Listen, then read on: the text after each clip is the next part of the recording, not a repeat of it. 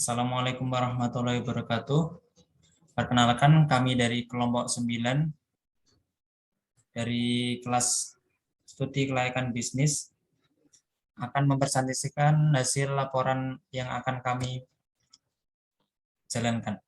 Anggota kami yang pertama adalah Novia Dwi Pangestu, NIM 2019-11064, Windy Wulandari 2019-11302, Putri Awal Nikmah 2019-11499, Karuniawan Mahardika 2019-11643, Verniko Iza Altarian 2019-11756. Judul kami yaitu Inovasi Limbah Kain Perca menjadi limbah kain perca kekinian untuk kebutuhan fashion di era new normal. Yang pertama, pasar saat ini.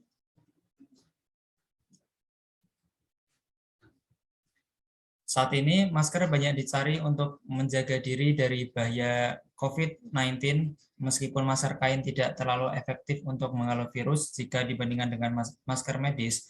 Sebagai pelapis, masker medis dapat digunakan sekali pakai, dapat menimbulkan terlalu banyak limbah, dapat menggunakan masker kain. Dengan keunggulan produk yang kami tawarkan seperti banyaknya motif atau corak pada masker kain perca, maka produk ini akan diminati banyak orang. Pasar yang akan datang, kami akan mulai memasarkan produk ini ke luar kota, bahkan ke luar daerah. Namun yang menjadi perhatian kami sebelumnya untuk menuju ke sana, perlu dilakukan perbaikan dan pengembangan produk kembali sehingga layak jika akan dipasarkan ke luar daerah. Kemudian ada estimasi potensi pasar. Pasar masker kain sebenarnya tidak hanya diminati ketika adanya pandemi seperti sekarang ini.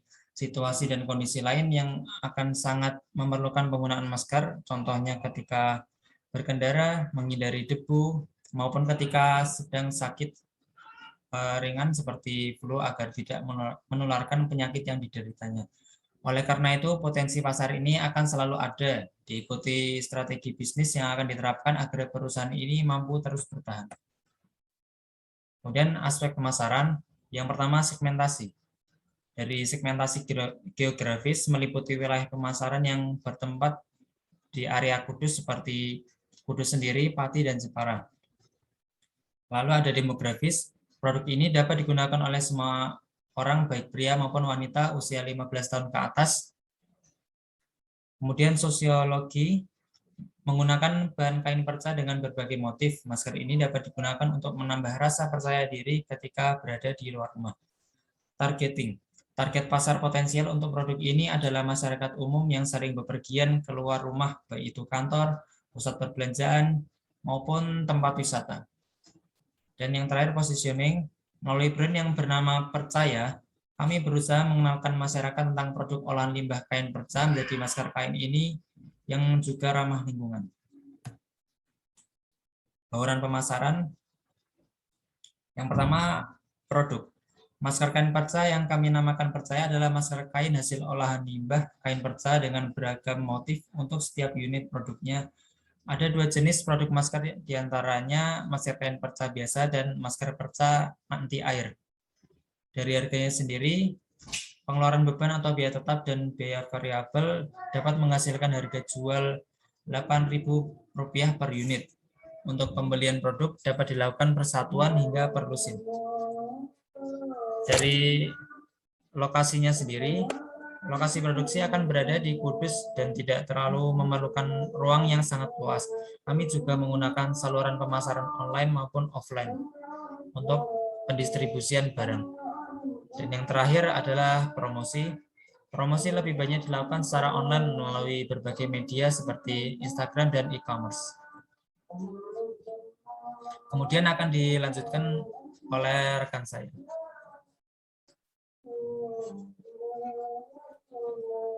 Aspek teknis. Lokasi menentukan lokasi yang dipilih akan mengakibatkan terjadinya peningkatan biaya yang harus dikeluarkan. Harga produk yang akan dipasarkan nantinya juga sangat tergantung pada lokasi pabrik yang dipilih. Karena harga pasar akan terpengaruh dengan jarak lokasi pabrik dengan pasar, penentuan lokasi yang tepat akan memberikan keuntungan bagi perusahaan. Proses produksi. Teknologi yang digunakan adalah mesin. Proses produksinya memerlukan mesin untuk memotong kain dan juga mesin jahit.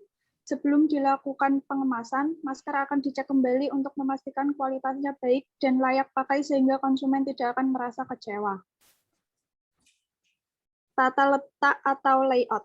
Layout dirancang berkenaan dengan produk, proses, sumber daya manusia, dan lokasi sehingga efisiensi operasi dapat tercapai. Tujuan penentuan layout adalah optimalisasi pengaturan fasilitas-fasilitas operasi sehingga nilai yang diciptakan oleh sistem produksi menjadi optimal. Selanjutnya akan dilanjutkan oleh teman saya.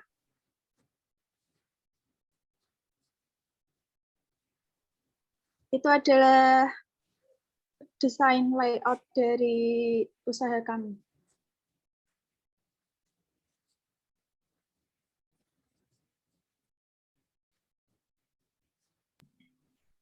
Baik, selanjutnya ada struktur organisasi. Yang pertama ada direktur, yang kedua selanjutnya manajemen, terus departemen keuangan, yang keempat departemen produksi, yang kelima departemen SDM. Dan ini ada deskripsi jabatan dari kelompok kami. Yang pertama ada direktur yang bernama Karuniawan Hardika. Direktur utama ialah mengalokasikan sumber daya atau sarana, merumuskan dan menetapkan tugas, dan menetapkan prosedur yang diperlukan. Yang kedua, ada Rizal Tarian yang sebagai manajemen bertugas untuk memantau kegiatan dan pengarahan sehari produksi perca agar bisa berjalan maksimal. Yang ketiga, ada Putri Awalul Nikmah sebagai Departemen Keuangan bertugas mengendalikan proses sektor kegiatan perca dalam perusahaan dan pengawasan alur kas, melakukan pencatatan atas segala aktivitas, aliran kas, dan aliran persediaan. Yang keempat, ada Novia Dwi Pangestu yang sebagai Departemen Pemasaran, mengatur penjualan produk dan memasarkan di platform media sosial dengan online, dan melakukan promosi terhadap produk dan menyebarluaskan di pasar terdekat. Yang terakhir ada Windy Wulandari sebagai Departemen SDM, kegiatan pemilihan sumber daya manusia pada posisi yang paling tepat, atau dengan kata lain strategi yang telah ditetapkan harus dilaksanakan oleh pekerja yang dinilai mampu dan layak dan memiliki pengetahuan yang cukup di bidangnya. Selanjutnya, next. Yang ini ada jadwal kegiatan dari perusahaan kami. Yang pertama, hari Senin, langkah awal kami memilih bahan-bahan yang akan digunakan untuk dijadikan masker yang tentunya bertekstur halus. Yang kedua, hari Selasa, pembuatan pola dengan gunting dan jahit agar mendapatkan potongan yang bagus dan tidak asal-asalan. Yang ketiga, hari Rabu, kami melakukan pengecekan terhadap sarana dan prasarana agar tidak terjadi bahan yang rusak, maka akan diperbaiki. Selanjutnya, Kamis, pengemasan masker yang telah siap dijahit, kemudian dicuci dan digosok terlebih dahulu. Baru dilakukan pengemasan agar masker steril dan siap pakai. Pengemasan dengan plastik mika berlem. Selanjutnya, hari Jumat, kami menjual kain perca melalui online seperti Shopee atau Tokopedia. Yang selanjutnya, ada hari Sabtu, pendistribusian masker dibagi di beberapa tempat di daerah Kudus, di kecamatan kota, dan juga pasar atau toko terdekat.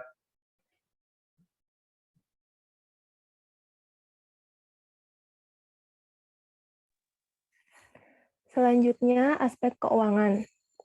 Aspek keuangan terdiri dari biaya-biaya yang dibutuhkan dalam memproduksi masker kain perca kekinian percaya, yaitu biaya produksi, biaya operasional, dan biaya tetap. Yang pertama, kebutuhan dana biaya tetapnya. Nama barangnya yang pertama, penyusutan mesin, kuantitasnya 4, satuannya unit, biaya satuannya 84.000 per harinya 30 hari, nilainya 336.000. Yang kedua, beban air dan listrik, nilainya 70.000. Yang ketiga, beban gaji, kuantitasnya 4, Satuannya orang, biaya per satuannya 50.000, dengan hari 30 hari nilainya 6 juta, sehingga total semuanya 6.406.000. Yang kedua, biaya variabel. Yang pertama itu bahan habis pakai, yaitu 1 kain perca, kuantitasnya 1, satuannya kiloan, harga satuannya 12.000, nilainya 12.000. Yang kedua, elastis atau karet kain, kuantitasnya 3, satuannya unit, harga satuannya 3.000, nilainya 6.000. Yang ketiga, benang, kuantitasnya 1, satuannya set unit, harga satuannya 14.000, nilainya 14.000. Yang keempat, kain katun, kuantitasnya 1, satuannya kiloan, harga satuannya 44.000, nilainya 44.000, dengan subtotal sebanyak 76.000. Yang kedua, perlengkapan. Yang pertama, gunting, kuantitasnya 5, satuannya unit, harga satuannya 8.000, nilainya 40.000. Yang kedua, jarum jahit, kuantitasnya 1, satuannya set unit, harga satuannya 8.500, nilainya 8.500. Yang ketiga, penggaris, kuantitasnya 5, satuannya unit, harga satuannya 3.000, nilainya 15.000. Yang keempat, pensil, kuantitasnya 5, satuannya unit, harga satuannya 1.500, nilainya 7.500. Yang kelima, meteran kain, kuantitasnya 5, satuannya unit, harga satuannya 1.000, nilainya 5.000. Yang keenam, pola masker, kuantitasnya 5, satuannya unit, harga satuannya 10.000 dengan nilai 50.000. Yang ketujuh, mesin jahit, kuantitasnya 4, satuannya unit, harga satuannya 84.000, nilainya 336.000. Subtotalnya sebanyak 462.000 dan total keseluruhan sebanyak 6.868.000. Yang ketiga, biaya overhead. Yang pertama itu sewa ruko, kuantitasnya 1, satuannya unit, harga satuannya 1 juta dengan jumlah 1 juta. Yang kedua, pemeliharaan mesin, kuantitasnya 5, satuannya unit, harga satuannya 5.000, jumlahnya 25.000. Yang ketiga, peralatan kantor, kuantitasnya 3, satuannya unit, harga satuannya 15.000 dengan jumlah 45.000. Dengan jumlah keseluruhan sebanyak 1.070.000.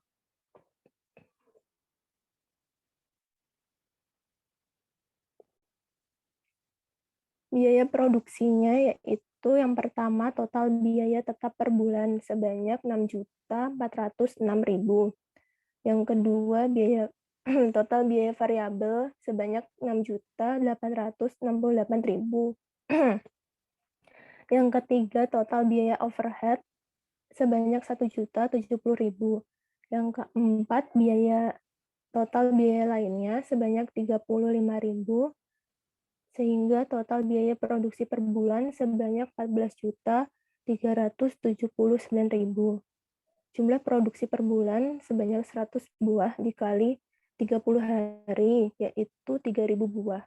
Jumlah produk yang terjual per bulan 2.990 buah, sehingga HPP menghasilkan 4.793. Laba yang diinginkan 50%, sehingga labanya itu 2.396,5 rupiah. Harga jual per satu masker 8.000 rupiah. Pendapatan per bulan 8.000 dikali 2.990 pieces, sehingga totalnya itu 23.920.000. Laba tiap bulan, total revenue dikurangi total cost. 23.920.000 dikurangi 14.379.000. Sehingga laba tiap bulannya sebanyak 9.541.000. Laba setelah pajak 1% yaitu 9.445.590. Laba per unitnya AR dikurangi AC. AR-nya 8.000 dikurangi AC 4.793, sehingga laba per unitnya yaitu 3.207 rupiah.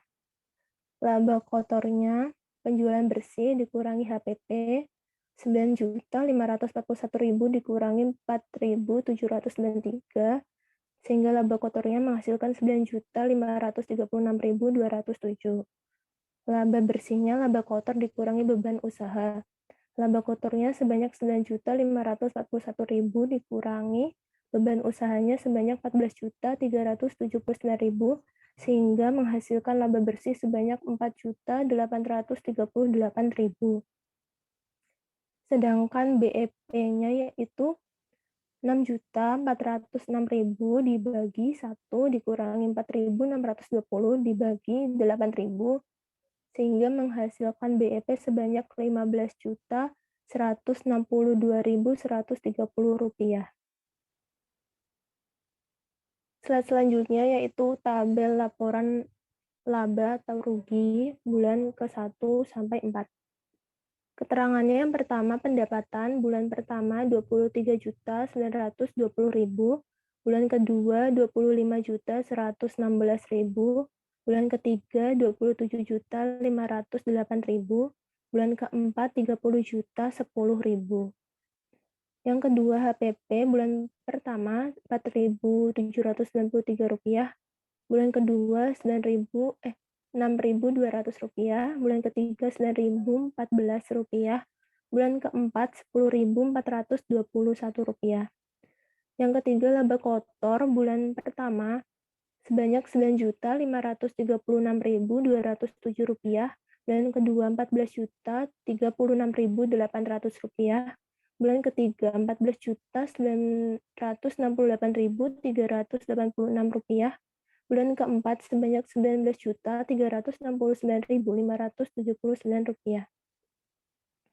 Yang keempat biaya-biaya yang pertama pemasaran untuk bulan pertama sebanyak 5 juta rupiah, bulan kedua sebanyak 5.500.000 rupiah, bulan ketiga sebanyak 5.700.000 rupiah, dan bulan keempat sebanyak 6 juta rupiah. Yang kedua itu sewa bulan pertama 1 juta rupiah, bulan kedua 1.500.000 rupiah, bulan ketiga 1.750.000 rupiah, dan bulan keempat 2 juta rupiah. Sehingga jumlah biayanya sebanyak 6 juta rupiah untuk bulan pertama, 7 juta rupiah untuk bulan kedua, 7.450.000 rupiah untuk bulan ketiga, dan 8 juta rupiah untuk bulan keempat. Yang kelima, laba sebelum pajak. Untuk bulan pertama, sebanyak 9.541.000, bulan kedua 11.073.000 rupiah, bulan keempat 14.977.400 rupiah, dan bulan keempat 19.379.400 rupiah. Yang keenam, pajaknya sebanyak 1%, sehingga bulan pertama pajaknya yaitu 95.410 rupiah, untuk bulan kedua 110.730 rupiah, bulan ketiga 149.774 rupiah, dan bulan keempat 193.794 rupiah. Yang ketujuh, laba setelah pajak untuk bulan pertama sebanyak 9.445.590 rupiah, bulan kedua sebanyak 10.962.270 rupiah, bulan ketiga sebanyak 14.847.626 rupiah, bulan keempat sebanyak 19.185.606 rupiah. Sehingga jumlah keseluruhan untuk bulan pertama sebanyak 64.543.000, untuk bulan kedua sebanyak 75.305.000, bulan ketiga sebanyak 87.360.200, untuk bulan keempat sebanyak 104.148.800 rupiah. Yang B untuk sumber dananya, yang pertama kita sumber dana dari modal sendiri dengan anggota pertama yaitu Alun modal sebanyak 3.500.000, Altarian modalnya sebanyak 3.500.000, Mahardika modalnya sebanyak 3.500.000, Novia modalnya sebanyak 3.500.000, dan Windy modalnya sebanyak 3.500.000, sehingga modal keseluruhan sebanyak 17.500.000 rupiah. Yang C, metode penelitian investasi. Yang pertama, Net Present Value atau NPV. Untuk bulan awal kita tidak ada diskon, jadi NCF-nya sebanyak 13.274.000 dan nilainya 13.274.000. Untuk bulan pertama naik menjadi 64.543.000, diskonnya sebanyak 5%, 0,952, nilainya 61.444.936 rupiah. Untuk bulan kedua, NCF-nya sebanyak 75.305.000, diskonnya sebanyak 0,907, nilainya sebanyak 68.301.635 rupiah. Untuk bulan ketiga, NCF-nya sebanyak 87.360.200 rupiah, diskonnya sebanyak 0,864, nilainya sebanyak 75.479.213 rupiah. Untuk bulan keempat, NCF-nya sebanyak 104.148.800, diskonnya sebanyak 0,823, nilainya sebanyak 85.714.462 rupiah. Sehingga total keseluruhan dari bulan pertama sampai keempat, NCF-nya menghasilkan 344.631 rupiah dan nilainya sebanyak 304.214.246 rupiah. Yang kedua, Profitability Index atau PI. Rumusnya IP sama dengan PV dibagi I. PV-nya sebanyak 304.214.246 rupiah dibagi I sebanyak 13.274.000. Sehingga IP menghasilkan 22,92. Yang ketiga, payback period atau PP. Rumusnya itu investasi dibagi proses dibagi laba sesudah pajak ditambah depresiasi dikali 3. Investasinya 13.274.000 dibagi prosesnya 9.445.560 rupiah dikali 3 sehingga PP menghasilkan 2,8 atau 2 bulan 8 hari. Selanjutnya aspek lingkungan. Adanya kegiatan produksi masker ini berdampak besar bagi masyarakat, terutama dalam hal ekonomi. Dengan berdirinya pabrik pembuatan masker di dekat pemukiman warga, ini dapat membuka lapangan pekerjaan bagi warga sekitar. Masyarakat sekitar Kudus juga dapat berbangga karena terdapat motif batik khas daerah setempat yang akan dipasang ke dalam desain produk masker kain untuk kemudian dipasarkan ke luar daerah. Penanganan limbah. Limbah yang akan dikeluarkan berupa bekas potongan-potongan kain dan sampah plastik. Namun, kami akan meminimalisir limbah yang dikeluarkan dengan cara mengefisiensi bahan baku yang dimiliki agar semua bahan dapat digunakan sepenuhnya menjadi produk jadi.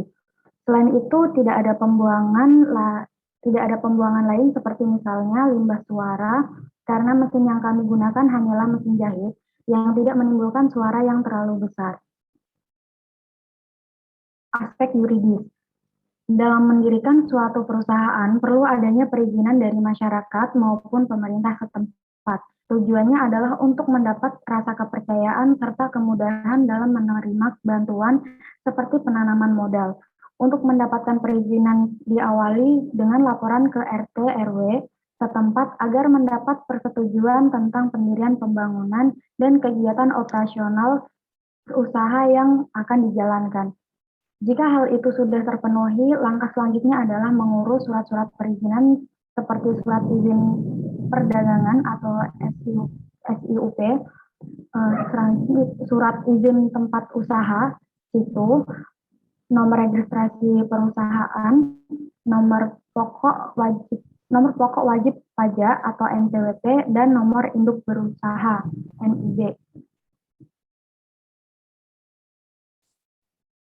Demikian presentasi dari kelompok kami. Kurang lebihnya mohon maaf. Wassalamualaikum warahmatullahi wabarakatuh.